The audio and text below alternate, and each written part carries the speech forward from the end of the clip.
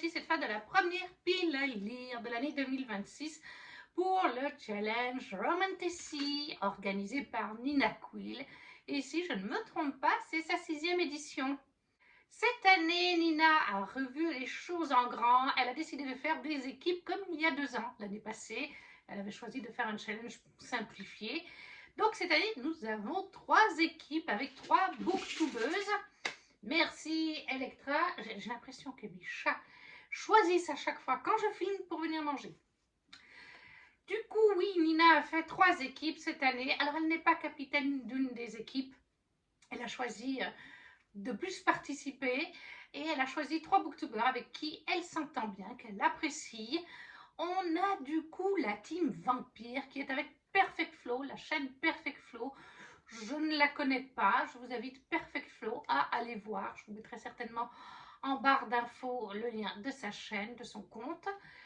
Ça, c'est pour l'équipe Vampire. Nous avons ensuite l'équipe Fae avec Cam de la chaîne Madame Errance, pour laquelle je suis abonnée et j'aime bien ses vidéos. Et en dernier, nous avons la team Dragon, vous aurez peut-être compris laquelle j'ai choisi, dont le capitaine est Elise de la chaîne A Book and a Coupe, que je suis aussi.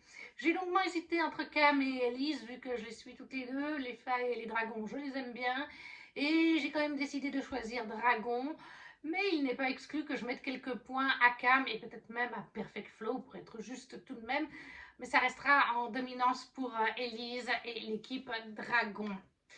Le challenge aura lieu du 15 février au 15 avril. Il dure donc 2 mois, ça c'est très bien.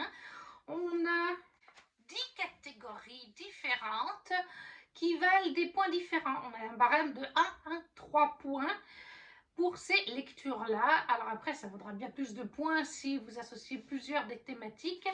Mais en premier lieu, vous avez ces thématiques qui valent de 1 à 3 points. Certaines thématiques sont en commun pour chacune des 3 booktubeuses et 3 équipes, et d'autres fois c'est vraiment spécifique à l'équipe choisie. Voilà, par exemple, Vampire, il faudra lire un livre avec un vampire. Dragon, il faudra lire un livre avec un dragon. Et Fae, il faudra lire un livre avec des Fae. Voilà, mais au final, quoi qu'il arrive, le nombre de points sur les petits templates, je vous les mettrai là pour les 2 autres équipes que je n'ai pas choisies, ça fait le même nombre de points pour les 3 équipes. Si vous arrivez à rentrer un livre qui rentre dans toutes les catégories, voilà, elles ont le même nombre de points. Il n'y a pas d'injustice à ce niveau-là. C'est de toute façon un challenge pour le fun. Il n'y a rien à gagner. Juste le droit d'être connu, comme qui dirait le droit de gagner, tout simplement.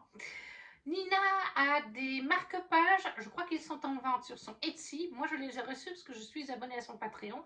Ils sont très jolis. D'ailleurs, j'aurais pu vous les montrer et j'y ai pas pensé. Mais voilà, il y a 3 marque-pages très jolis avec du fold et tout. Ils sont magnifiques. Et je sais qu'elle a aussi un pull qui est disponible en plusieurs couleurs aussi sur sa boutique. Je vous invite à suivre ses réseaux.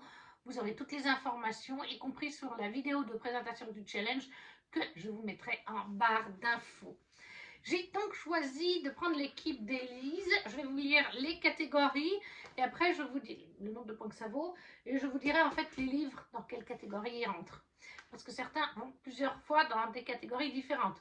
Le but ultime, ce serait de pouvoir faire entrer un livre dans toutes les catégories. Mais ça, c'est un peu compliqué. Parce qu'après, vous rentrez, vous allez sur la vidéo de Nina, il y a un document participatif partagé et tout le monde ajoute en fait ses lectures, son pseudo, le nom de l'auteur, le livre et choisit l'équipe à qui il attribue les points en cochant justement les petites cases que je vais vous présenter là, ou pour tout le monde s'il veut soutenir tout le monde. Et donc voilà, le but c'est d'essayer idéalement d'avoir le plus de points sur un seul même livre, ce qui est un peu compliqué quand même. Mais la première catégorie qui vaut donc 3 points pour l'équipe Dragon, c'est des dragons tout simplement. Ensuite, on a pour toujours 3 points, créature fantastique. Et c'est quand même facile, le dragon est une créature fantastique. Vous faites tout de suite 6 points là, parce que voilà. Et après, tout ce qui est faé, vampire, enfin voilà, il y a plein de créatures fantastiques. Moi, je mets même dans le fantastique les dieux et les déesses. C'est du fantastique. C'est pas réaliste. Voilà, c'est dans notre monde, mais à moins que vous ayez déjà vu un dieu pour de vrai. Ensuite, toujours pour 3 points, un favori d'Élise. Elle a toute une liste partagée de ses favoris. J'en ai sélectionné quelques-uns. Malheureusement, il y en a beaucoup que j'ai déjà lus et terminés. Donc, ça coince un petit peu. Après, on passe aux 2 points avec un livre avec une carte. J'en ai quelques-uns, j'en ai 4. J'en ai 3 pour les dragons, 3 pour le favori d'Élise, 1, 2, 3, 4, 5, 6, 7 pour créatures fantastiques, 4 pour cartes qui valent donc 2 points. Ça peut être une carte dans le livre, sur la dust jacket. Tant qu'il y a une carte, ça compte. Ensuite, relié, ça vaut aussi 2 points. J'ai là aussi 7 livres. Un livre en anglais, ça vaut 2 points. J'en ai 3. C'est déjà pas mal en 2 mois. Normalement, il m'en faudrait un 4e. Mais à voir peut-être dans ce que je lirai après. Je me suis mis ceux-là parce que je sais que ça rentre dans des catégories. Livre avec une couverture noire, j'en ai 3. Ça vaut 1 point pour la couverture noire. Ça vaut aussi 1 point pour un vétéran de la palle. Là, j'ai réussi à en mettre 4. Un animal sur la couverture vaut aussi 1 point. J'en ai 3. Et un Grumpy Sunshine, ça vaut 1 point. Pour l'instant, j'en ai qu'un. Parce que comme c'est une suite, je sais que c'est un Grumpy Sunshine. Mais là, il y a des débuts de saga. Je ne peux pas savoir, ou des one-shots. Je ne peux pas savoir si ça va rentrer dans Grumpy Sunshine. Ce sera l'heure de ma lecture que je pourrais cocher ensuite. C'est quand on a terminé le livre qu'on va sur le document. Et là, je pourrais dire, bah oui, en fait, ça joue. On va commencer par une fin de saga. Parce qu'il faut aussi cette année que je finisse mes sagas. Avec 108 ans de saga, plus de 108 ans de saga, ça ne va pas. Je me suis donc mis le tome 3 de The Crossbreaker, qui est un serment si noble et funeste de Brigitte Cameraert aux éditions Rageot. On est dans une réécriture de La Belle et la Bête pour le premier tome. Là, on est dans le tome 3. On est dans notre monde. On suit une jeune femme qui s'appelle Harper. Et Harper va assister à la tentative d'enlèvement d'une jeune femme. Et elle va intervenir parce qu'en plus le Gugus c'est Ren, je crois, ou Grey, un des deux. C'est un chevalier. Et eh bien, elle va s'interposer. Et c'est elle qui va être emmenée dans un royaume magique parallèle au nôtre, où on a donc une bête qui revit éternellement un même cycle de saison. Genre, je crois que c'est sur une saison. Au début de la saison, il est encore relativement humain, etc. Mais quand la saison se finit, s'il n'a pas trouvé sa dulcinée pour enlever la malédiction, il se transforme en véritable bête, au point qu'il tue les gens, même la fille avec qui il a noué des liens. Voilà, tant que ce ne sera pas la bonne, ce sera comme ça. Et après, la saison recommence, et il recommence en étant beaucoup plus lui-même, et puis à la fin, il n'est plus du tout lui-même. C'est un cercle vicieux. Ça, c'est vraiment en fait pour le tome 1. Après, on va sur... on évoque encore ce côté-là dans le tome 2 et certainement dans le 3, mais on part sur autre chose. C'est pour ça que j'avais beaucoup aimé. Et du coup, ce livre rentre donc dans notre cher challenge. Dragon, non, il n'y en a pas. Créature fantastique. Ah, je ne l'ai pas mis. Je ne me rappelle plus vraiment s'il y a des créatures. Je verrai. Peut-être bien qu'il y avait des créatures. Parce que maintenant, on tourne avec d'autres royaumes. Vous le verrez, il y a une carte d'ailleurs. Et du coup, ouais, il n'y a pas seulement le royaume d'Amberfall. Je crois que c'était Amberfall. Il y a Amberfall, oui, c'est ça. Il y a le royaume de la passe de Sylph. Voilà, il y a en tout cas 2 royaumes. Et ils ne sont pas vraiment très amis, ces 2 royaumes. Donc, que j'ai mémoire qu'il y avait des créatures. Donc, ce sera à voir lors de ma lecture. Pour l'instant, je n'ai pas mis de créatures parce que j'en ai pas souvenir. Favori d'Élise. Eh bien non, ce n'est pas un favori d'Élise. Nous avons une carte, ça oui. Il y est pour les cartes puisque nous avons en effet une carte d'Amberfall et la passe de Sylph, la forêt de glace, etc. On a une carte. Ça vaudra déjà 2 points. Ce n'est pas un relié, ce n'est pas un livre en anglais, c'est pas un livre noir. Ce n'est pas un vétéran de ma palle, c'est un animal sur la couverture, il n'y en a pas. Et Grumpy Sunshine, je ne me rappelle plus, c'est possible que Ren, oui, il me semble que Ren était un petit rayon de soleil et que Ren, il me semble que c'est Ren le prince de Grumpy. Après, il y a d'autres personnages, il y a Grey, il y a Liamara. Je verrai quand je lis. Pour l'instant, je n'ai que pour le mot-clé, pour la carte. Ce n'est pas un vétéran de ma palle. Il est sorti il y a très très longtemps, mais je ne suis pas tricheuse et en fait je l'ai acquis en 2025 sur Gilbert Joseph, même s'il n'y a pas l'étiquette. Il vient de chez Gilbert Joseph en occasion, donc je ne tricherai pas en disant que je l'ai depuis 2 ans dans ma palle, ce n'est pas le cas. Donc le dernier tome de la saga The Cruisebreaker, un serment si noble et funeste de Brigitte Kemmerer chez Rajo. Et ça me permettra de terminer une saga. Ensuite, on termine une autre saga dans ce challenge. Daevabad, le tome 3.5 qui est le fleuve d'argent. Alors oui, moi j'ai une édition, je ne l'ai pas renvoyée parce que moi j'ai pas de librairie à proximité. Donc c'est par Fnac ou par Amazon et j'ai reçu une édition où le marquage argenté est dédoublé. Bon, ça fait une édition originale. Donc c'est de S.A. Chakraborty, c'est le tome 03.5, sorti chez De Saxus dans cette magnifique édition. Et là, en fait, c'est des contes de la saga de Daevabad. Je crois que ça peut se passer avant, après, pendant, on va voir. Oui, voilà. Shannon Chakraborty développe toujours plus l'univers de Daevabad avec cette compilation magique d'histoires prenant place avant, pendant et après les événements de la série. Et alors ça, au niveau du challenge, j'en ai plutôt pas mal. Alors, il n'y a pas de dragon. Par contre, je ne l'ai pas mis. Si, je l'ai mis.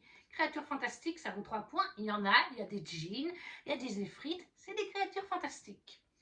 Favori d'Élise, oui, oui, oui, ça fait partie de ces sagas chouchous. Donc là aussi, ça rapporte déjà 6 points. Une carte. Et bien là aussi, ça rapporte 2 points. On en est déjà à 8. Puisque j'ai vu que De Saxus avait mis une carte ici. Donc, on est déjà à 8 points avec ce livre. Ensuite, relié. Oui, c'est à relier, je pense que vous l'avez vu. Donc, ça fait déjà 10 points. Livre en VO, non. Livre noir, il est plutôt bleu. Et dessous, il est bleu. Là, il n'y a pas de point. Pour livre noir, Vétéran de la Palle. Oui, oui, ça, je l'ai mis dans Vétéran de la Palle parce que je crois que je l'ai depuis 2024. Clairement, on est en 2026, ça fait janvier 2024, je crois en plus. Donc clairement, oui, c'est un vétéran. Pour moi, 2 ans, c'est un vétéran. Donc on est à 11 points. Animal sur la couverture, je ne pense pas. Maine, non, il n'y en a pas. Toujours 11 points. Grumpy Sunshine, eh bien on verra bien, puisque comme je vous dis, c'est plusieurs contes. Là, je vois, j'ai regardé tout à l'heure quand je cherchais la carte, le premier chapitre, c'est de Manizé. Voilà. Donc ça, c'est un personnage de l'univers. Et donc, forcément, je me dis, on aura peut-être du Grumpy Sunshine. En tout cas, il y avait de la romanticie dans Daevabad. Et j'espère qu'on en aura un petit peu dans cette fin de saga. S.A. Chakraborty, Daevabad, tome 3.5, le fleuve d'argent, chez De Saxus. Et comme je vous dis, ça me permettra de terminer 2 sagas. Ensuite, on passe à toujours un beau relié. Wicked de Jennifer Larmentrout chez Roncière, une filiale de Saxus. Et là, il rentre dans pas beaucoup de trucs, mais je voulais avancer cette saga. Il faut que j'avance mes sagas, comme je vous dis. Donc, dragon, non, clairement pas. Créature fantastique, totalement, oui, 3 points. Donc, favori d'Élise, non, il n'y est pas. Carte, non plus, il n'y en a pas, c'est dommage. Relié, oui, 2 points, ça nous fait quand même 5 points. Livre en VO, bah non, il est en français. Livre noir, non, il en est en gris-blanc. Et même dessous, le relié est gris-blanc. Vétéran de ma palle, j'ai hésité.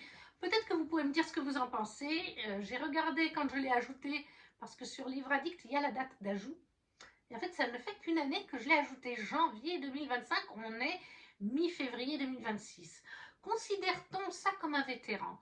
Ça fait depuis 2020, fin 2020, toute fin 2020, surtout 2021, que j'ai repris la lecture. Et j'ai des vétérans, beaucoup plus vétérans que ça, dans ma pile à lire. Donc, je considère que ça, c'est pas vraiment un vétéran. Je sais qu'Elise a considéré que oui. Je ne sais pas encore du coup si je le mettrai ou pas. Animal sur la couverture, ben non, clairement pas. De toute façon, on est avec des faées, donc non. Et Grumpy Sunshine, en fait, il me semble bien qu'elle est Sunshine et lui un Grumpy. Ou alors c'est le contraire. De toute façon, dans cet univers, et ben maintenant je ne me rappelle plus, on suit Ivy, ça oui, voilà, Ivy qui fait partie de l'ordre, oui voilà. Elle fait partie d'un ordre, l'ordre, je crois qu'on est à la Nouvelle-Orléans, il me semble, ou quelque chose comme ça, en tout cas pas en Europe, ça c'est sûr, dans notre monde. Et cet ordre traque des créatures fantastiques, surtout des sortes de faées. Et elle va rencontrer Ren, qui va devenir son coéquipier au sein de l'ordre. Et Ren va la croire quand elle dit qu'elle a vu une sorte de créature qui n'est pas censée exister, qui n'est pas censée surtout être dans leur monde en fait. Ces créatures, je crois que les créatures existent, mais elles ne sont pas censées pouvoir passer le portail. Et lui, il la croit, et ils vont mener une enquête ensemble, ils vont devenir coéquipiers, ils vont tomber amoureux, et à la fin, on a plein de révélations pétantes sur Ivy, sur Ren, sur cet univers. C'était très intéressant, j'ai beaucoup aimé, mais c'est pas un coup de cœur ce JLA. Je l'ai lu le tome 1, s'il y a le tome 2, c'est que forcément, parce qu'en fait, je retrouve beaucoup dans le caractère de Ivy et de Ren, Poppy et Hawk. Et cette saga, elle a été faite il y a des années et des années de ça, bien avant que JLA commence à travailler sur le sang et la cendre. Mais nous, en français, on l'a eu bien plus tard. Et en fait, j'ai l'impression que c'est une première tentative un peu de Poppy et Hawk, et qu'elle a perfectionné sa plume, son world building et le côté fantastique, et même fantasy, puisque le sang et la cendre est complètement inventé. Et on retrouve ce caractère dans Poppy et Hawk, mais beaucoup mieux maîtrisé, et par conséquent aussi dans Nyctos et Serra, qui sont assez similaires à Poppy et Hawk. Donc j'ai déjà 2 sagas du JLA en cours, From Blood and Ash et son spin-off, qui se passe des millénaires avant, avec des caractères assez similaires, avec du smut, etc. Et du coup, ça fait un peu redondant, je crois que c'est comme ça qu'on dit. Voilà, c'est pour ça que ça n'a pas été un coup de cœur, c'est très bon. Si j'avais pas lu Le sang et la cendre et Nyctos et Serra, c'est une ambre dans la braise, un truc dans le genre en français, j'aurais pu avoir un coup de cœur dessus. Mais là, non, vraiment, les attitudes, c'est trop Poppy et Hawk, surtout le gars. Donc, mais ça me permettra d'avancer cette saga, même si ça va pas dans beaucoup de catégories, ça rentre chez Madame Errance pour le côté faé, puisqu'il y a des faés. Donc je sais que je donnerai 3 points à Madame Errance, et après j'irai voir les autres catégories de son sous-menu pour voir si je peux lui donner d'autres points avec cette lecture, et en donner quand même quelques-uns, comme vous avez vu, à notre chère Élise et les Team Dragons. Donc c'est Wicked de JLA, Jennifer Armentrout, chez Rancia, le tome 2. Ensuite, on passe tout de suite, toujours à une suite de saga. Oui, là, cette fois-ci, des suites de saga, en veux-tu, en voilà. L'encyclopédie fantastique d'Amy Wild, ça doit être ça. De Heather Fawcett, le tome 2, c'est l'Atlas des autres, mais autres terres, chez Sabran, qui est toujours très mignon, que je viens d'acquérir il n'y a pas très longtemps sur Gilbert Joseph. Il est en parfait état. N'hésitez pas à utiliser Occasion Gilbert Joseph. Je prends 4 ou 5 livres à la fois, j'économise 20 à 30 euros. Il est comme neuf. Et un autre que je vous ai montré avant était comme neuf aussi. Et donc là, pour notre petit challenge, on a quelques catégories. Alors, dragon, non, il n'y a pas de dragon dans cette saga. Par contre, il y avait des créatures fantastiques, ça nous fera 3 points. C'est un favori d'Élise, ça nous fera donc 6 points. Il s'agit bien... Alors, il n'y a pas de carte. Voilà, il n'y a pas de carte. Enfin, aux dernières nouvelles, il n'y avait pas de carte. Attends, je peux me tromper. Non, il n'y a pas de carte. Non, il n'y a pas de carte. J'ai regardé le dessous des fois que... Mais il n'y a pas de carte. Donc, ça nous fait 3 points pour créature, 3 points pour Elisa, 6 points. 2 points pour le côté relié. Ça nous fait déjà 8 points. Ce n'est pas un livre en anglais. Ce n'est pas un livre noir non plus. Je suis honnête avec vous, c'est donc pas un vétéran de ma part. Animal sur la couverture. Oh, ils ont mis que des fleurs. Pourquoi? Pas d'animaux sur la couverture. Et Grumpy Sunshine. De mémoire, il me semble vraiment que les 2 personnages sont Grumpy Sunshine. Il me semble.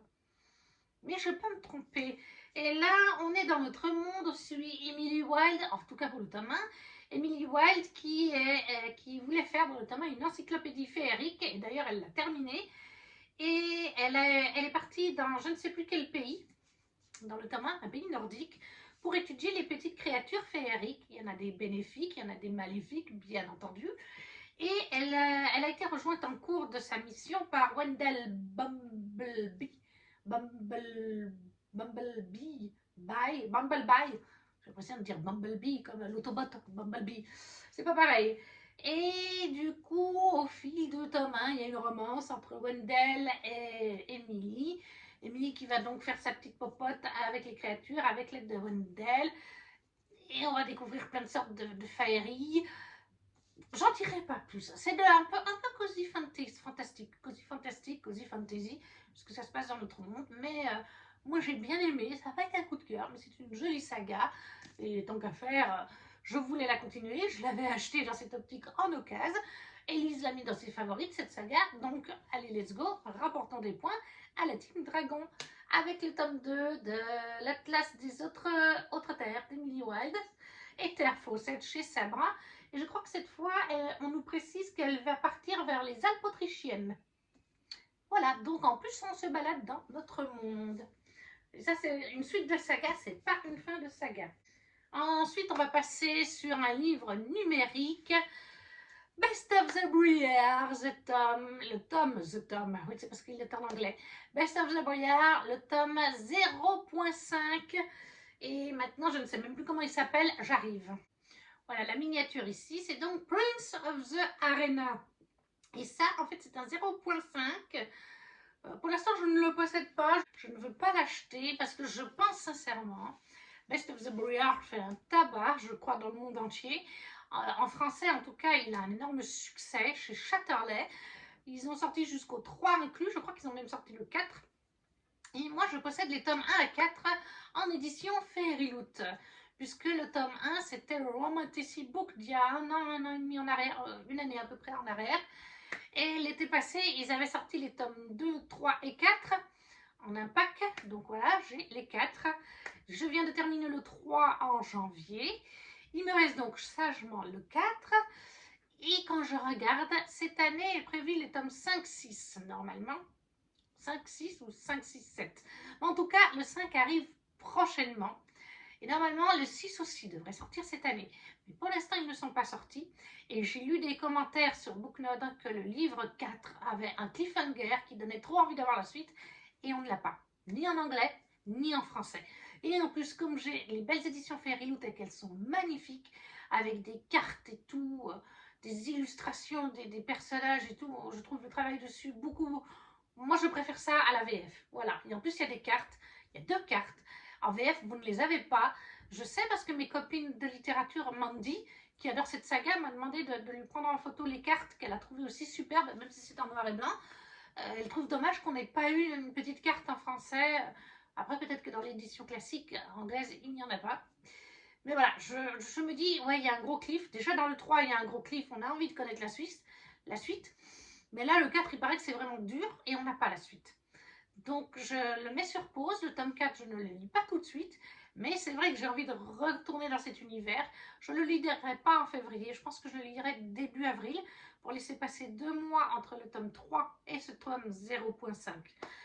Ce 0.5, ça se passe des années, en fait, avant l'arrivée de Rosalinda. On est en fait dans le Best of the Rare, dans une réécriture de La Belle et la Bête. Vous commencez à avoir l'habitude.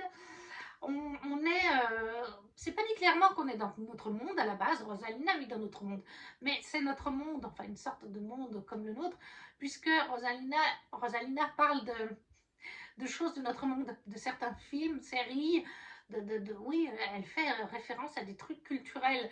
Donc clairement, elle vit dans un village. Je sais pas si on pourrait situer ça en Angleterre ou quelque chose comme ça. Voilà, on va dire un monde inspiré d'une autre, avec la même culture, les mêmes films, les mêmes séries. Je crois même qu'elle fait référence des fois à des acteurs ou je sais plus quoi. Ça me fait toujours bizarre. Même quand elle est dans le monde de fantasy, elle fait référence à ça.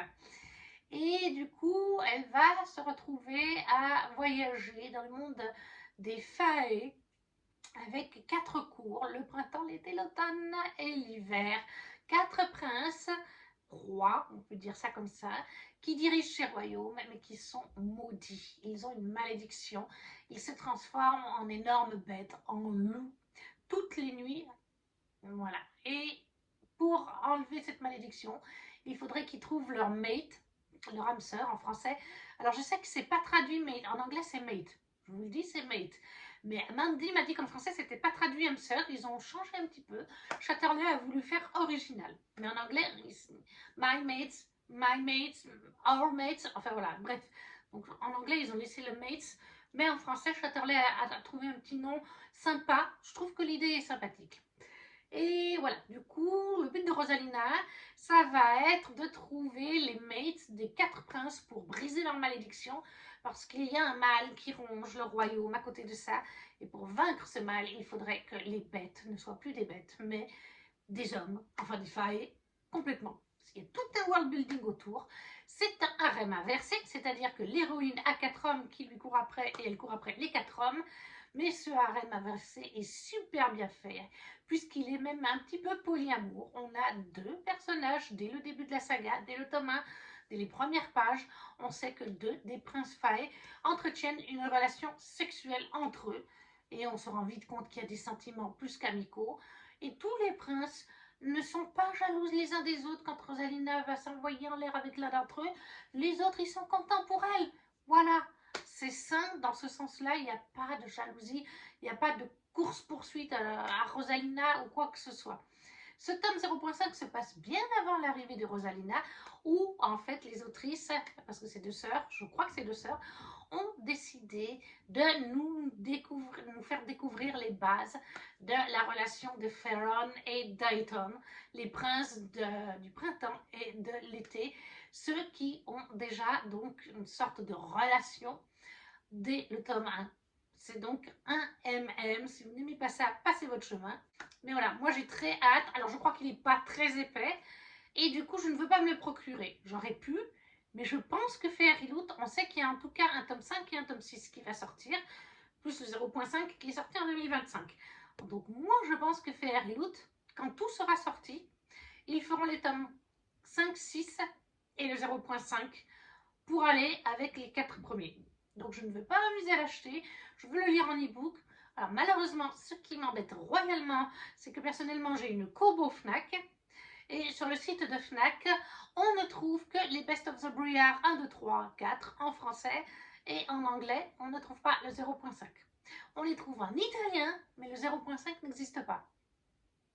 Donc je ne sais pas comment faire pour me le procurer. Enfin oui, je peux le prendre sur Kindle, voilà, dans l'abonnement Amazon. C'est juste que j'ai pas de Kindle, donc ça va aller sur mon téléphone portable. C'est juste ça qui m'embête royalement. Je n'aime pas lire sur mon téléphone portable. Voilà. Mais voilà, donc Best of the Briar. Et Best of the Briar 0.5, pourquoi rentre-t-il? Dragon, non. On est avec des loups. Créatures fantastiques, on a des failles qui se changent en bêtes. 3 points. Favori d'Élise, non, non, non, non, non. En effet, il n'y a pas. Carte, moi je le mets. Moi je le mets parce que dans les éditions Fairy Loot, il y a des cartes. Donc je verrai bien dans cet e-book s'il y en a une ou pas. Mais même s'il n'y en a pas, j'ai envie de vous dire, je peux vous prendre par A plus B la photo dans les éditions Fairy Loot des tomes 1 à 4. Je considère que si un jour ils font la suite et ils la feront, ça a eu du succès, ils mettront certainement la carte de l'univers de... Je ne sais plus comment ça s'appelle maintenant, c'est pas Pritchard, mais bref. Donc voilà, je chipote. Mais oui, pour moi ça vaut 2 points. Relié, non, là c'est un e-book, c'est dommage. Livre en anglais, oui, donc ça me rapporte 2 points, donc ça me fera déjà 4 points, 5, 6, 7 points déjà. Livre noir, alors je crois qu'il est plutôt dans les tons verts. Et il y a du noir, non, non, il y a du noir, donc il rentre bien. J'ai été vérifier du coup, puisque je ne l'ai pas, mais vous l'avez là. Et donc il rentrera bien, je ne l'ai pas mis en plus, eh bien 1 point pour livre noir, donc ça fera 8 points déjà. Ce n'est pas un vétéran de ma palle, pas du tout. Animal sur la couverture, je ne crois pas. Non. Grumpy Sunshine, non. Non, franchement, Dayton, c'est le genre de gars hyper drôle et tout. Et Farron n'est pas vraiment grumpy. Peut-être qu'il le sera un petit peu. En tout cas, au fil de la saga, dans Best of the Boyard, il n'est pas vraiment grumpy. Moi, je ne qualifie pas de grumpy. Il est un peu réservé. Ça, oui, mais c'est pas être grumpy, donc ça ne rentre pas. Je mettrai quelques points aussi à Madame Errance, puisque c'est des failles. soyons logiques. Mais voilà, pour Best of the Briars, le tome 0.5 d'Elizabeth Helen, qui est donc le Prince of the Arena. Ça, c'était pour celui-ci. Ensuite, on va repasser en français. Je me suis mis, alors je ne sais pas s'il va rentrer dans beaucoup de catégories. Maudit de Marine Kéléada. J'hésitais à le mettre, j'avais envie de le lire parce qu'en plus les Imaginales approchent. Il faut que je lise des livres d'autrices qui potentiellement y seront, parce que je lui achèterai autre chose à Marine, et des plumes blanches. Bon, les plumes blanches, c'est un peu loupé. Quoique, je pense qu'il y a la romantécide,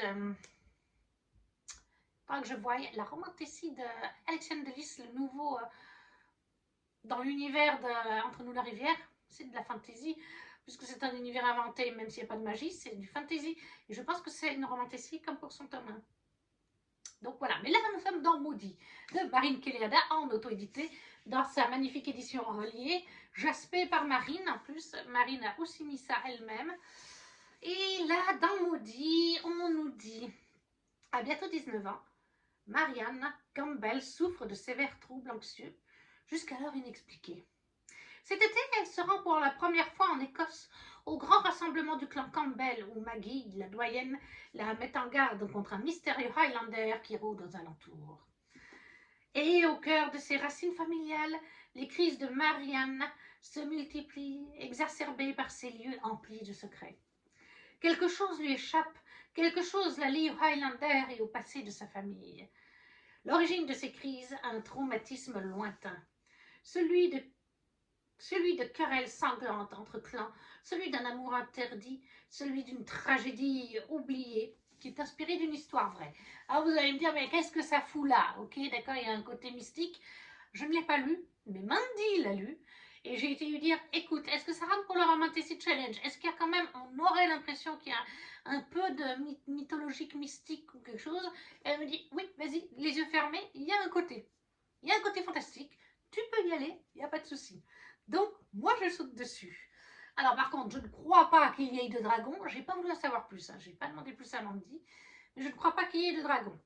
Créatures fantastiques, comme je vous dis, je n'ai pas demandé. Donc, ce sera à voir. Ce n'est pas un favori d'Élise. Je vous dis, celui-là, c'est plus parce que, voilà, il faut que je lise des livres qui vont pour les imaginales. Donc, cartes, il n'y en a pas. Relié, 2 points, oui. Livre en VO, ben non, clairement pas. Livre noir, 1 point. Oui, il est noir, il y a pas mal de noir. Ça nous fait déjà 3 points. Vétéran de Mapal, pas du tout. Animaux sur la couverture, nope. Et Grumpy Sunshine, eh bien je verrai. Donc là, oui, ça fait partie des livres où ça vaut que 3 points, mais j'avais vraiment très envie de le lire avant les imaginales. Donc voilà, Maudit de Marine Kéléada, c'est un one-shot. C'est en auto-édité et c'est français. Ensuite, j'ai décidé de me mettre une suite de sagas. On n'arrête pas les choses qui vont bien. Avec le dernier tome de La mariée du roi dragon que vous aurez vous ici. C'est de Sol Media, Jamae Kangi. C'est sur Webtoon, l'application qui est donc sur ma tablette ici présente. En fait, j'ai commencé ça il y a un moment, ce Webtoon, parce que les mangas, j'ai testé, ça ne m'intéresse pas. Le côté noir et blanc ne me plaît pas. Par contre, le Webtoon, c'est en couleur, que ce soit physique ou sur l'application Webtoon. Sauf que je manque de place, donc j'ai décidé d'installer l'application Webtoon. Et plusieurs Webtoons qui sont publiés à l'heure actuelle en France sont dispo sur le Webtoon, l'application. Et j'en suis presque au dernier tome, j'en suis juste avant. D'ici les 3 prochains jours qui restent, parce qu'on est le 12, je vais essayer de me mettre au début du tome en question. J'ai regardé sur Booknode le tome 6, à quoi il correspond. Je me suis fait spoiler un petit élément, mais c'est pas grave. Donc je sais que je suis pas loin de ce moment-là. Et il me restera donc le tome 6, le dernier tome, ça me fera une saga terminée, pour la mariée du roi dragon. Dans la mariée du roi dragon, on suit en fait mariée de la première rencontre. Fille illégitime du baron de Berg, Lucina a été victime toute sa vie des humiliations infligées par sa famille, jusqu'au jour où, pour sauver son territoire, sa belle-mère la marie de force au cruel roi dragon du royaume de Taillard. La destinée de la jeune femme est alors toute tracée, donner un héritier au trône et devenir reine, à condition qu'elle survive à son époux. Donc je suis dans le dernier tome, et ça, il rentre dans plusieurs catégories. Déjà dans le titre, vous aurez compris, il rentre pour dragon. Oui, il m'en faut des livres de dragons, j'en ai pas tant que ça. Après, créatures fantastiques, forcément, il y a des dragons et il y a aussi des shifters. Donc, ça rentre. Ça fait déjà 6 points. Favori d'Élise. Non, pas du tout. Je pensais qu'elle l'avait mis. Non, c'est pas celui-là qu'elle a mis, Élise. C'est un autre. Carte, non, il n'y a pas de carte. Relié non plus. Livre en anglais non plus. Livre noir, non, il n'a pas de noir. Et vétéran de la palle, ça, oui, moi je le mets sous vétéran de la palle. Parce que j'ai commencé il y a au moins 1 an et demi. Donc là, oui, je pense qu'on rentre dans la vétéran de la palle. Quand ça fait plus d'1 an que c'est là, oui. Animal sur la couverture, il n'y en a pas. Grumpy Sunshine, pas vraiment le cas, je trouve. Donc on a vétéran de la pile à lire 1 point. Dragon, ça nous fait 4 points. Créature fantastique, ça fait 7 points. Et je pense que ça s'arrête là. J'ai pas regardé, du coup j'ai la couverture du tome 1. Si ce tome 6 est noir. Ah, il y a du noir sur la couverture, mais ça ne domine pas. Je ne pense pas que je le mettrai. Mais voilà. Pour la mariée du roi dragon, le dernier tome de Soil Media, Jamae Kangi, sur application Webtoon, mais il existe aussi en physique, ça je le sais. Ensuite, on repasse à un livre physique et on conclut une nouvelle saga avec celui-ci. Ambrosia, le tome 2 de Frost et Nectar de C.N. Crawford chez Corrigan. Là aussi, je vais être honnête, je ne triche pas. Je l'ai pris en 2025 afin de conclure une saga chez Gilbert Joseph en occasion. Donc, il n'ira pas pour le vétéran. Je vais vous lire le résumé du tome 1 du coup parce que ça fait un moment que j'avais lu ce tome 1. À 26 ans, Ava ne croit plus en l'amour. La jeune femme mi-fée et mi-humaine, abandonnée à la naissance, s'est toujours sentie comme une paria. En plus, elle découvre le jour de son anniversaire que son petit ami la trompe et elle s'enfuit pour échapper au sombre avenir auquel elle semble destinée. Alors que Thorin, le roi des Fae, annonce qu'il va la choisir pour devenir sa reine, Ava ne comprend pas. Pourquoi le roi voudrait-il qu'elle monte sur le trône alors qu'il se sent détesté au premier regard? Que cache son sourire diabolique, son air glacial et son allure tellement séduisante? Dans les couloirs d'un palais qui résonne de 1000 complots, Ava découvre qu'elle ne peut faire confiance à personne. À commencer par le roi lui-même. Mais le plus grand des dangers, c'est cette étrange attirance qu'elle commence à éprouver pour lui. Donc voilà, c'est du coup le tome 2, c'est Ambrosia. Alors je ne sais pas s'il joue pour Grumpy Sunshine, parce que franchement, lui il est Grumpy, mais elle, je ne me rappelle pas qu'elle soit Sunshine. Alors du coup, pour ce qui est des dragons, non, pas de points. Mais pour ce qui est des créatures fantastiques, ça fera 3 points. Et comme c'est des failles, je pourrais mettre quelques points à Madame Errance. Favori d'Élise, non, pas du tout. Carte, non, pas du tout. Relié non plus. Livre VO non plus. Livre noir, oui, 1 point, ça nous fait donc 4 points. Comme je vous ai dit, je suis honnête, ce n'est pas un vétéran de ma palle. Il n'y aura donc pas de points, il n'y a pas d'animaux sur... Oui, il y a un animal sur la couverture. Il y a un papillon. Ah, je ne l'avais pas vu. Ça fera 5 points. Et Grumpy Sunshine, il faudra que je voie lors de ma lecture si ça l'était ou pas. Mais par contre, oui, il y a bien un animal sur la couverture. Il y a un papillon. Ah, ah. Donc voilà, le tome 2 de Frost and Nectar de C.N. Crawford qui est Ambrosia chez Corrigan et qui me permettra de terminer encore une autre saga. Ensuite, je vais continuer une saga en anglais. Je viens tout juste de le recevoir. Il va bien pour ce challenge. C'est la suite de A Fire in the Sky, c'est The Scar in the Bone de Sophie Jordan. C'est l'édition Fairy Loot que je vous ai pas du tout encore présenté nulle part. Il vient d'arriver la semaine passée, donc voilà, il est tout magnifique. C'est un tome 2. Dans le tome 1, on suit une jeune femme. Les Fairy Loot, ils mettent le résumé derrière. On suit Tamsin.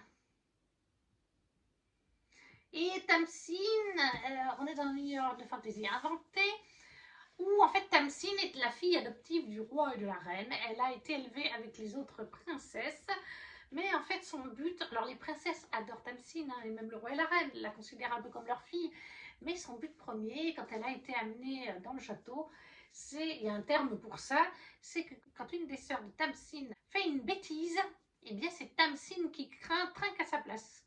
elle prendra des coups de fouet, elle prendra une punition ou des coups de règle sur les doigts, etc. Parce que les princesses doivent rester bien sûr belles, vierges de toute blessure. Et en même temps, bah, ça fait plus d'effet quand on met la punition sur quelqu'un d'autre, quelqu'un qu'on apprécie, que soi-même. Et en fait, eh bien, dans ce royaume de fantasy, il y a de cela un certain temps des dragons qui ont été évincés en grande partie grâce à une partie du royaume gouverné par Fell. Oui, c'est ça. Il l'a repris après son père. Et en fait, Fell, il veut se marier à une des princesses parce qu'il veut une place au conseil du roi. Actuellement, il n'a pas cette place et il estime que, bah, c'est la vérité, en plus, c'est grâce à cette partie du royaume qu'il gouverne. C'est genre un espèce de duc, vous voyez. Et oui, c'est grâce à ses forces armées à lui, parce que c'est vraiment lui qui concentre le plus gros des armées du royaume, qu'ils ont pu voir les dragons être évincés. Et il estime que, bah oui, puisqu'il y a plusieurs princesses, j'ai le droit d'en épouser une afin de gagner une place au conseil.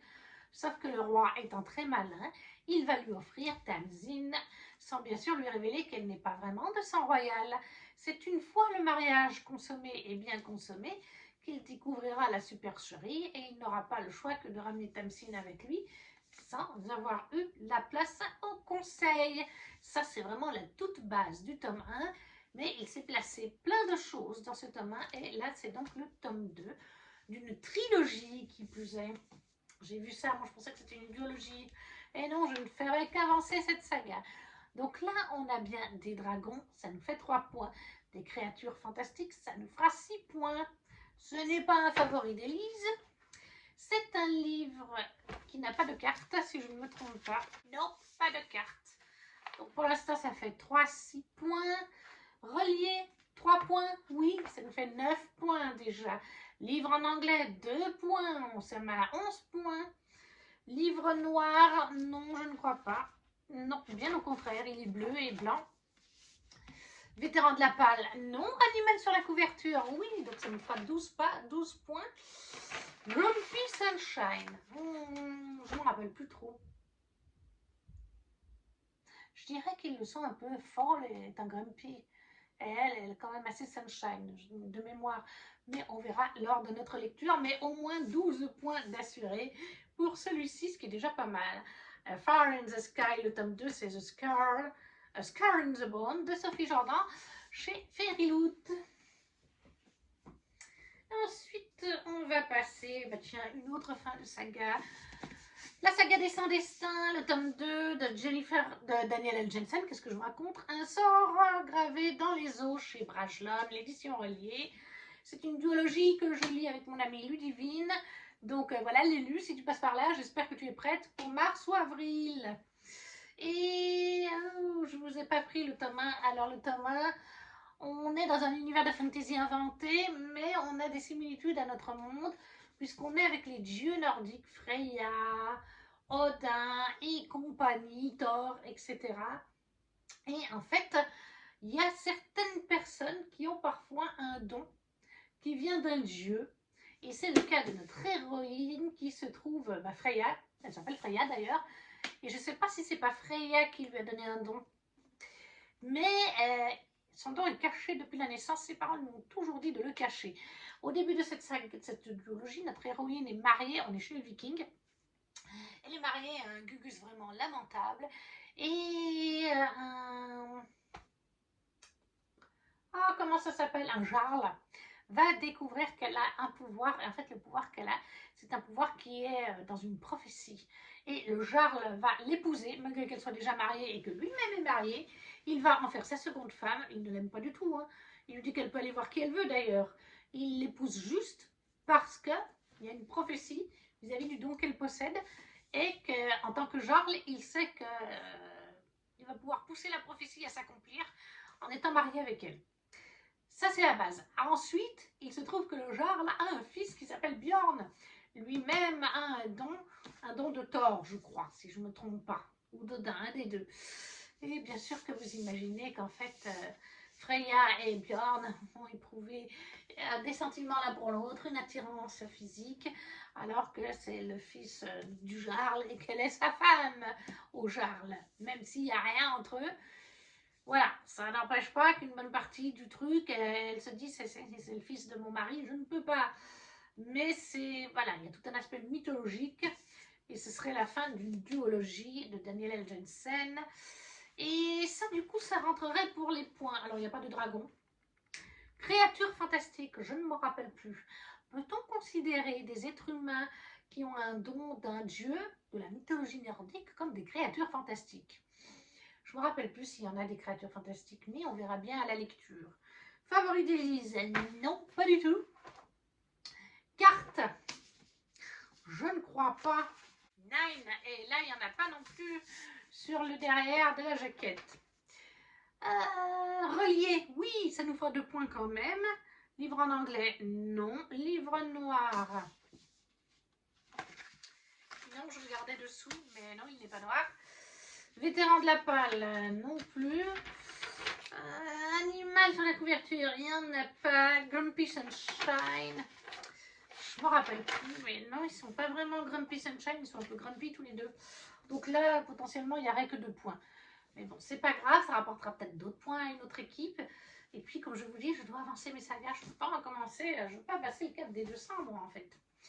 C'est ça, le truc. Ensuite, je me suis mis Loré Olympus, le tome 6.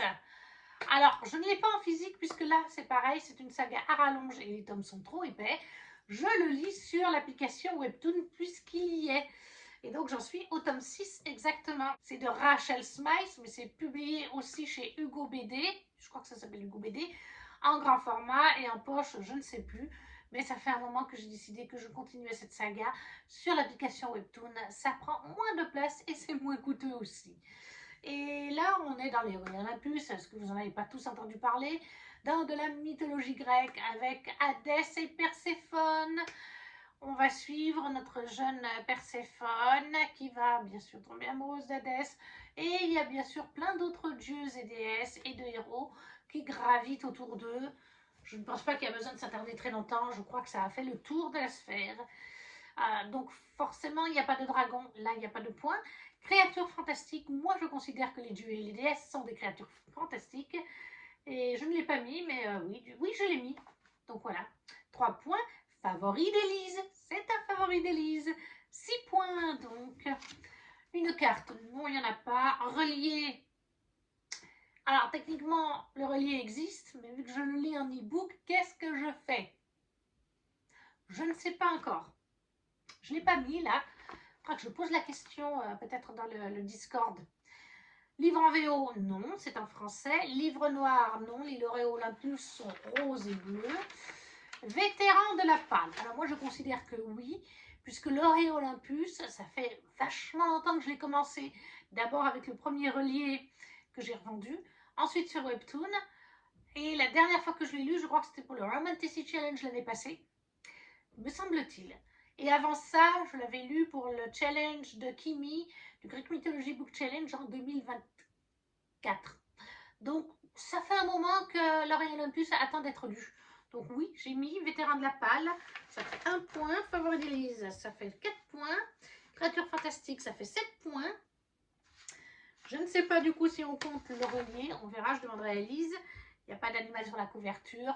Et c'est totalement Grumpy Sunshine, donc je pense que je peux faire 8 points en tout cas, voire peut-être un peu plus. Donc Lauréat Olympus, le tome 6 de Rachel Smythe sur l'application Webtoon. Ensuite, on avance gentiment.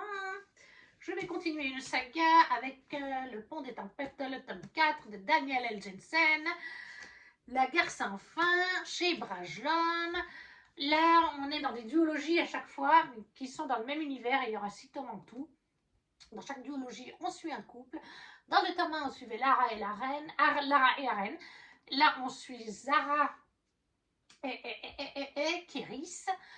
Dans cet univers, on a plusieurs royaumes. On a le royaume de Maridrina.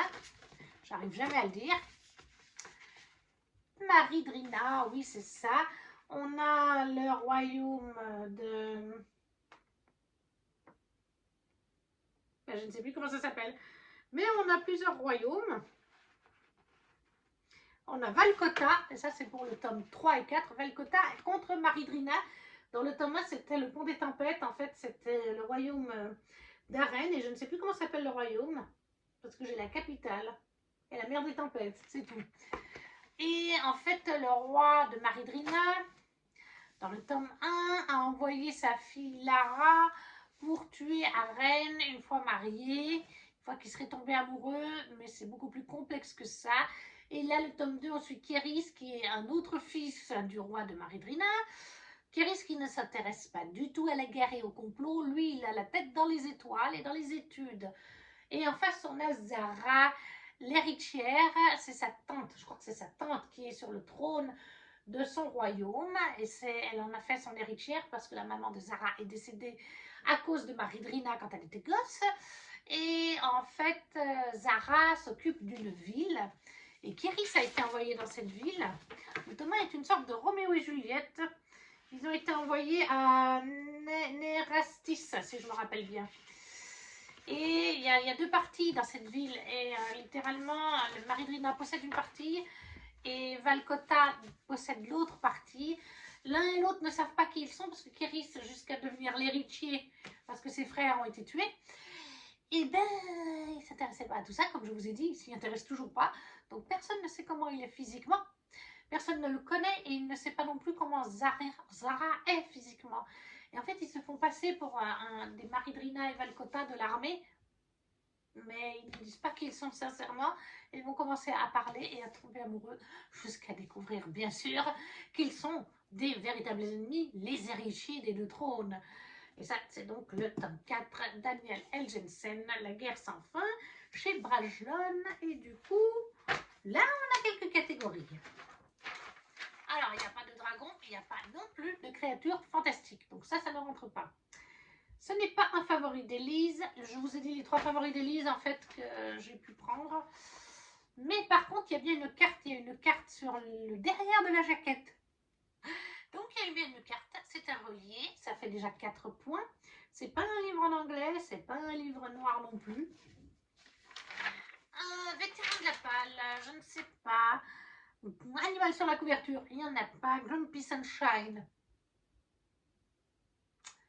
Zara est un peu grumpy quand même. Et lui est plus Sunshine. Mais est-ce qu'on peut vraiment dire Grumpy Sunshine? Je ne suis pas sûre. Vétéran de la palle. Je n'ai pas regardé. Et je pense quand même que je l'ai acquis en 2025. Donc ça ne serait pas un vétéran de la palle. Mais voilà, si on peut déjà faire 4 ou 5 points et avancer une saga, c'est déjà pas si mal. Donc, Le Pont des Tempêtes, le tome 4 de Daniel L. Jensen. Ensuite, on va refaire un petit livre en anglais. J'ai mis Warrior Princess Assassins de Brigitte Kemmerer. Beaucoup de Brigitte Kemmerer et de Daniel L. Jensen dans cette pile à lire. Alors, ce n'est pas un one-shot, c'est une édition Fairy Loot. Donc, on se doute que, voilà. Dans ce livre, attendez, j'ai pas été regarder s'il arrive en français. Je vais quand même regarder. J'ai bien fait de regarder. J'ai bien fait de regarder. Ce livre arrive en mars de cette année. Donc, en plein pendant le challenge de Nina. Alors, je ne sais pas quelle maison d'édition va le sortir. Ça ne m'étonnerait pas que ce soit Rajo. Je vais voir. Pour l'instant, il n'y a pas la couverture VF. Oui, ce sera Rajo. C'est bien Rajo qui le sort, comme tous les Brigitte Kemmerer. Alors, du coup, le résumé est en français. Warrior, le roi Maddox Criohanan, jouit d'une réputation de guerrier redoutable grâce à sa maîtrise magique du feu, mais son royaume est au bord du gouffre.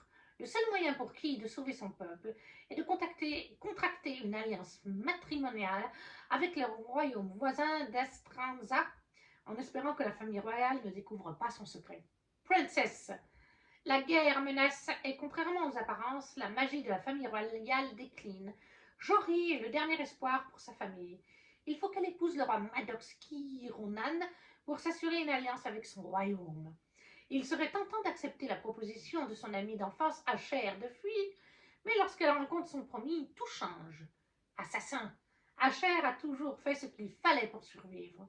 Autrefois jeune noble à la cour d'Estranza, il fait désormais partie de la guilde des chasseurs où il exerce comme tueur professionnel. Quand on lui propose une double mission hautement rémunérée, Asher accepte avant de savoir qui sont ses cibles, Ki et Jory. Le premier tome d'une trilogie de fantaisie captivante et pleine de magie, d'aventures et de romances passionnées. Et oui, il faut noter, ils sont 3 sur la couverture et je préviens d'avance, et c'est bien marqué dans les mots-clés, c'est un polyamour. Nous avons les 3 personnages les uns sur les autres en train de se reposer. C'est un polyamour. Donc moi, j'ai hâte de voir ça. Et donc ça sort bientôt en français. Et du coup, dragon, je ne pense pas. Créatures fantastiques, nous verrons bien quand on y sera. Favori d'Élise, non plus. Carte non plus, de mémoire, il n'y en a pas. Si, il y a une carte. Pardon, il y a bien une carte. Et est-ce que je l'avais mis en fait? Non, je ne l'ai pas mis. Je vais pouvoir l'ajouter. Il y a une carte, c'est un relié, ça fera 4 points. C'est un livre en anglais, ça fera 6 points. C'est pas un livre noir, hein, de mémoire, dessous, non, pas du tout, il est bleu. Mais ça fait quand même déjà 6 fois 6 points. Ce n'est pas un vétéran de la palle, il n'y a pas d'animaux sur la couverture. Et Grumpy Sunshine, ça je verrai en le lisant. Il y aura en tout cas 6 points à la clé pour Bridget Kemmerer, Warrior Princess Assassin, qui arrive en VF normalement en mars chez Rajo. Ensuite, nous avons encore un livre en VF et un webtoon. Je me suis en effet mis un nouveau webtoon parce que je n'ai pas beaucoup de livres de dragons. En fait, j'ai un autre livre que je viens de penser, que je vais me mettre en audio. Mais voilà, j'ai pas beaucoup de livres de dragons et du coup, j'ai choisi, en regardant la vidéo d'Élise, de me lancer dans un webtoon qui me fait envie. Et c'est Sub-Zero de June Pure. C'est aussi paru en livre, si vous avez envie de le lire en livre. Il existe en webtoon physique. Mais moi, je lirai en tout cas le tome 1 sur l'application Webtoon. Et là, on nous dit Clove est la dernière princesse du clan des dragons azur, en guerre depuis des siècles contre le vaste empire pourpre. Seul son mariage avec l'héritier du clan des dragons pourpres, la grand prince Kylo, peut empêcher l'annihilation totale de son peuple. En dépit de l'inanimité entre leurs nations, Clove accepte ce mariage, mais Kiro réalise vite que sa promise cache un dangereux secret. Alors que la paix si durement gagnée est mise en danger par ceux qui souhaitent la reprise du conflit, toutes deux vont devoir apprendre à se faire confiance et découvrir qui sont leurs véritables ennemis. Et du coup, Sub-Zero va très bien aller pour Dragon, créature fantastique, 6 points. Ce n'est pas le favori d'Élise, par contre, c'est un webtoon qu'elle lit. Carte, je ne sais pas, nous verrons bien. Relié, ben non. Livre en anglais, non. Livre noir, non, il est bleu. Vétéran de la palle, non plus. Animal sur la couverture, oui, là vous l'avez en petit. Il y a un petit dragon qui est dessiné. Donc moi, je compte ça comme un animal. Ce qui nous fait donc 1 point, 5 points. Et Grumpy Sunshine, eh bien, je verrai lors de ma lecture. Mais il y a au moins 5 points à la clé pour Sub-Zero, le tome 1 de June Pure. Et on termine. Alors non, en fait, on ne termine pas. Du coup, j'en ajoute un juste maintenant. Je viens d'y penser. Comment j'ai fait pour ne pas y penser? Je me lirai, ou plutôt j'écouterai en audio Affronter la nuit, le tome 2 de Marie Réplin. Chez Audible, je ne sais plus si c'est chez Audible, en tout cas c'est chez PKJ en format livre. Et dans Affronter la nuit, le tome 2, alors le tome 1 on nous dit: dans un monde où le soleil ne se couche qu'une fois par an, la déesse Auria use d'un rayon magique pour révéler les rares élus à qui elle insuffle son pouvoir. Ceux-ci développent des dons puissants et, pour apprendre à les maîtriser, sont envoyés à l'académie. Formés pour devenir des guerriers d'élite, leur unique mission consiste à défendre le pays contre leur ennemi naturel, les dragons. Dans ces conditions, être touché par la déesse représente un grand honneur et revient à s'exposer à de graves dangers. Lorsque Liv Aubrey est désignée par Auria, elle rejoint la terrible académie. Cours physique intense, leçons dangereuses, sans compter l'étrange attraction qu'elle ressent à l'encontre de Rilen Al-Sol, le capitaine et formateur des nouveaux arrivants, Liv a beaucoup de choses à assimiler si elle espère survivre. Et tout se complique quand elle commence à remettre en cause ce que l'on leur enseigne et la raison même de leur mission divine. Donc là, c'est le tome 2 que je vais lire. Et du coup, eh bien, le mot-clé dragon, 3 points. Le mot-clé Créature fantastique, 6 points. Favori d'Élise, non. Une carte, j'en sais rien. Et comme c'est de l'audio, ben voilà. Par contre, relié, pareil, non. Livre en anglais, non. Livre noir, oui, oui, oui, on a le dragon qui est noir. Ça nous fait quand même 3, 6, 7 points. Vétéran de la palle, non. Animal sur la couverture, 8 points. Grumpy Sunshine, totalement, 9 points. Je l'avais oublié, il faudra que je le rajoute. Mais voilà, c'est Embraser le jour, le tome 2 de Marie Replin de la saga La duologie, Affronter la nuit, qui est chez PKJ, que moi j'écouterai du coup en livre audio. Et on passe enfin au dernier roman, et pas des moindres, de cette grosse pile à lire, le tome 4 du clan Bennett de TJ Klune. Quoi de mieux, le chant des Bennett, quoi de mieux, comme je disais, que de mettre un favori de Nina de tous les temps, mais je ne sais pas si elle l'a lu d'ailleurs. En plus, il rentre dans plusieurs catégories, on s'en doute. Dans le clan Bennett, c'est du fantastique, on est dans notre univers, c'est du MM. On est dans une petite ville d'Amérique où on suit pour le tout premier tome Ox. Ox qui est un jeune homme, pas tout à fait comme les autres. Et un jour, il y a des voisins, il a été abandonné par son papa et il vit seul avec sa maman. Et un jour, il y a des voisins qui vont débarquer dans la rue, dans la maison à côté de la leur, qui est la dernière maison de la ville. Après, c'est la forêt. Et il va se lier d'amitié avec Ox et Joe. Joe est plus jeune que lui. Ox est alors adolescent, il a 15 ans ou 16 ans. Joe en a 8 ou 9. Mais en fait, très vite, il va se rendre compte qu'il y a des choses étranges. Il y a des loups qui hurlent la nuit, surtout lors des pleines lunes. La famille Bennett se lie d'amitié avec lui, mais il ne peut pas venir le jour de la pleine lune chez eux pour manger, etc. Jusqu'à ce qu'il découvre, et vous vous en doutez, que le clan Bennett est une famille de loups-garous, de métamorphes loups. Et Joe a un lien particulier avec Ox. Après, chaque tome a sa romance LGBTQI+, à chaque fois c'est du MM. Chacun des fils Bennett, des frères Bennett, enfin bref, à part les parents Bennett, le chef de clan Bennett, tout le monde est MM dans cette saga. Donc si vous n'aimez pas le MM, n'allez pas dedans. Si vous n'aimez pas le smut, n'allez pas dedans, il y en a aussi. Mais moi j'adore cette saga en 4 tomes, donc il y a un fil conducteur tout au long de la saga. Et là, c'est le dénouement final. Ce n'est pas pour autant que j'aurais fini la saga, parce qu'il existe des petits tomes intermédiaires, en anglais seulement, je crois, des petites nouvelles. Je sais qu'il y en a un sur Elisabeth, la maman, la louve de la meute, la chef, enfin, la femme du chef, quoi. Et TJ Klune, pour moi, c'est une valeur sûre. Et donc, ça ne rentre pas pour Dragon, mais pour Créature Fantastique, 3 points. Ce n'est pas un favori d'Élise. Il n'y a pas de carte, par contre, c'est un relié, 2 points, ça fait déjà 5 points. C'est un livre noir, ça fera donc 6 points. C'est un vétéran de la palle parce que je les ai reçus, je crois, en 2024. Si je ne me trompe pas. Ouais, ça doit être 2024. Et ça fera 6 points. Animal sur la couverture. Est-ce que le dos compte? Il n'y a pas d'animal sur la couverture. Ah, il n'y a pas d'animal sur la couverture. Je ne sais pas si on compte le dos. Il y a un petit loup sur le dos. Mais voilà, Grumpy Sunshine à voir pour ce tome. On est avec Carter. Carter et Gavin, je crois. Je ne peux pas vous dire. Carter a son petit caractère, mais oui, je pense que je peux faire 5-6 points en tout cas avec celui-ci. Ça me permet d'avancer une saga. Donc, why not? Donc, le chant des Bennett, le clan du clan Bennett, le tome 4 de TJ Klune, et ça c'est chez Bookmark. C'est les éditions très collector qui ne sont disponibles qu'une 2 fois par année sur leur site et qui sont à 40 € le collector, je tiens à vous dire, sinon ils existent en brochet chez Bookmark. Donc voilà.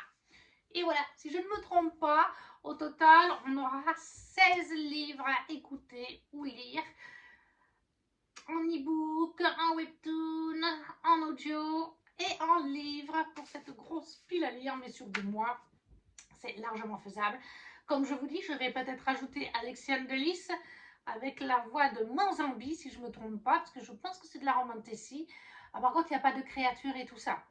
Mais ce sera à voir lors de ma lecture, si ça peut rentrer dans une de ces catégories. Peut-être aussi la mémoire des eaux peut rentrer, je ne sais pas. Alors, fantastique, c'est de la dark fantasy, mais s'il y a un peu de romance, Nina nous dit que ça suffit. Il y en avait dans le tome 1, est-ce qu'il y en aura dans le tome 2? Mais pour l'instant, voilà. Ça se compose de ces 16 livres dont je vous ai parlé.